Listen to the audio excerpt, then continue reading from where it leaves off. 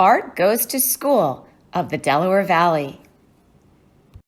This educational program is brought to you by Art Goes to School, making fine art accessible to elementary school students since 1962.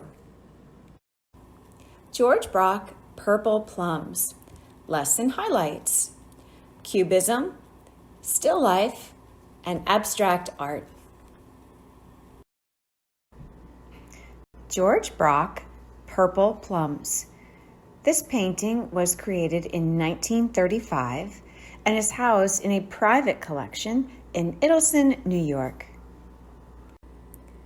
George Braque is most famous for co-founding the Cubist painting style along with his friend Pablo Picasso.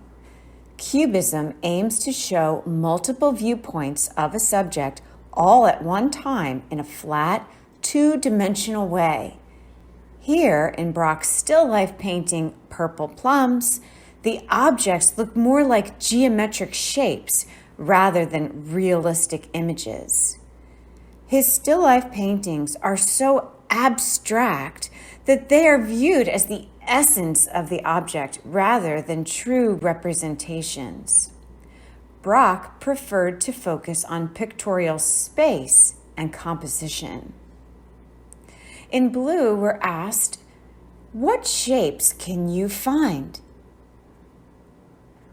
What colors do you see?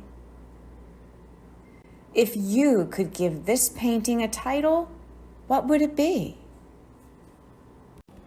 George Braque, Purple Plums. Abstract art is not realistic.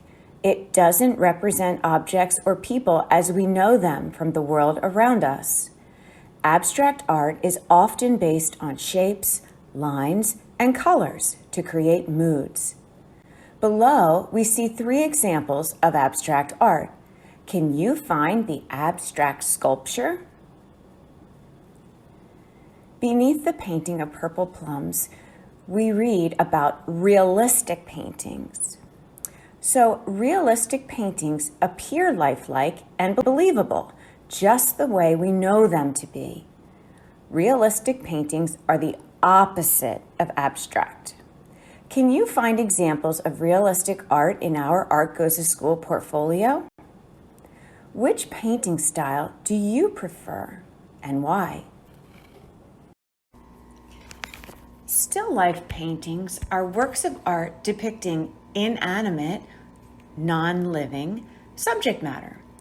The objects are typically commonplace items such as food, vases, books, flowers, etc. What objects would you choose for a still life painting? Below our painting of Purple Plums, we see a still life by Pablo Picasso entitled Still Life with Lemons and Oranges. In the center, we see Paul Cézanne's still life with Basket of Apples.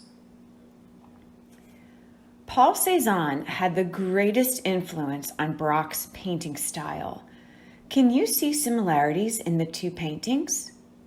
Cézanne's use of geometric shapes and rule-breaking approach to perspective impressed both Braque and Pablo Picasso, paving the way for Cubism. Painting fruit, a common subject here, can help artists learn about shapes, color, and tones in nature. Why do you think artists like to paint these still subjects? How is it different from painting a human model or a landscape?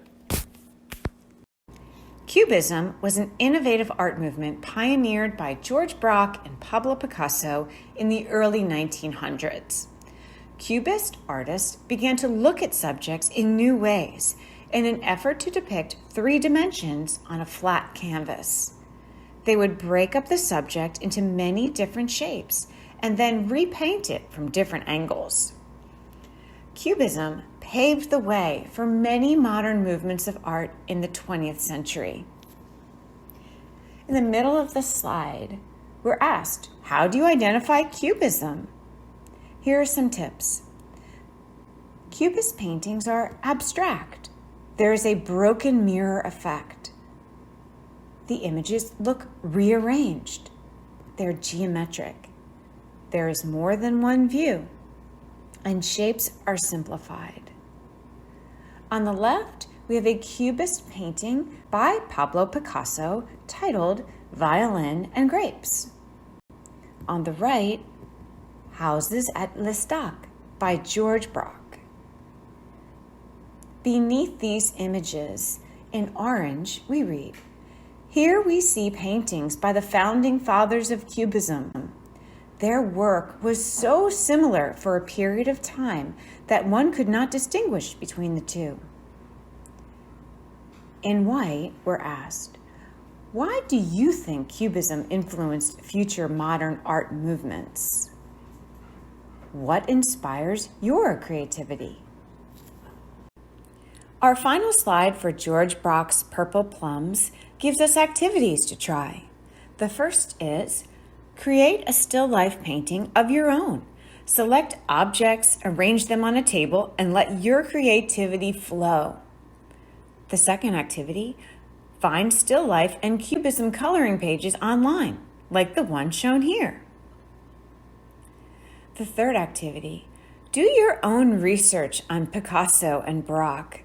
Find out how their artistic styles changed over the years and how they stayed the same. I hope you enjoyed our Art Goes to School portfolio presentation. For more information on Art Goes to School, how to become a volunteer, or how to share our program with others, please go to our website at www.artgoestoschool.org. Thank you.